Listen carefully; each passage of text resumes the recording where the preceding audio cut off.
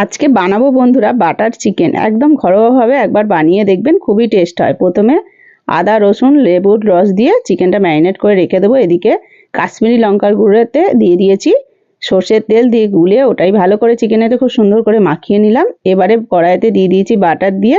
প্রথমে মাংসগুলো একটু নেড়েচেড়ে ভেজে তুলে নিয়েছি। এবারে আবারও বাটার দিয়ে এর মধ্যে দিয়ে দিয়েছি পেঁয়াজ কুচি, টমেটো কুচি, ক্যাপসিকাম, কাঁচা লঙ্কা, ধনেপাতা দিয়ে ভালো করে একটুখানি নেড়েচেড়ে ভেজে তুলে নিয়েছি। এটা বেটে নেব।